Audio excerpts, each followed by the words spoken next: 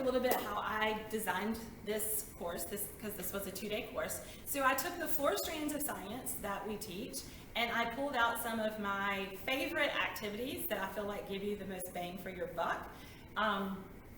And the first one is called Voracious Eaters, and this goes along with our biology unit, life science, habitats, and adaptations.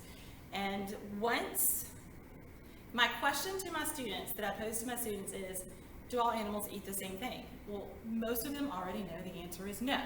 So Voracious Eaters is an activity from Ames, which I will provide for you as well. But the gist of this activity is you take a lovely box of Fruit Loops, and it does not, you can use any brand as long as it has the various colors. You are going to find an area in your school, outside your school. I'm sure your custodians would be most appreciative if you did outside, and so would the birds and squirrels. They like this activity as well. But choose an area, depending on the number of students that you have in your class, you may need to use 2 boxes. Just kind of judge it, it's okay. What you do want to make sure that you do is choose an area where the colors of the Fruit Loops, at least one color is going to blend in. It's going to be a little harder to find. From my experience, the green, if you can find a grassy area, that's your best option. Sometimes, here in the upstate, the nice little reddish-orange color blends in really well with our red clay.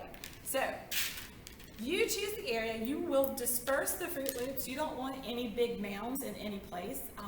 And of course, when you tell your students that they are now animals, this is their food source, and they have to collect their needs, and they will have a little Ziploc bag to carry around with them. And of course, if you have any large mounds, that's where they're going to run first. And then it'll get harder and harder as they try to fill their bags. And of course, great point of discussion when you come back to the classroom is, what about those kids who run and they push everybody out of the way and grab? Well, survival of the fittest. So once you get back to your classroom, after they've collected, and I'm sorry, I skipped a step. You are going to time them. I give mine 60 seconds. Again, you can alter that a little bit, however to fit your needs. But once you come back into the classroom, the kids have their little baggies and they are going to pour them out on a lovely tray. This is so nice. And they will sort their colors. You can use, I think in the Ames activity actually calls for a straw with a piece of clay. That's way too much trouble. I here used a pipe cleaner. I have also used a piece of yarn in the past, and then we took these outside and hung them out for the squirrels.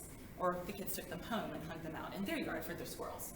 So 2-piece. And then there is also a graph. So once they have sorted their colors, they are going to create their graph to show. At this point, they still have no idea. They think they've done well because they have all of these Fruit Loops that they can eat. They think it's grand. And another point, yes, I do have to tell my kids that they cannot eat these because they do like to snack. I'm like, it's on the ground.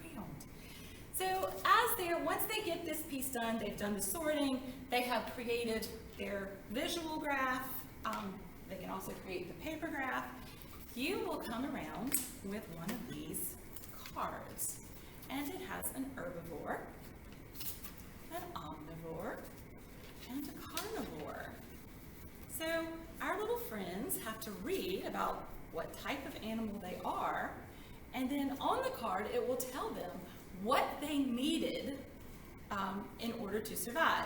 So, for example, the card that I chose was herbivore, and in order to survive, I needed 20 green and yellow Fruit Loops and an even number of blue and purple Fruit Loops. So, I survived, just saying.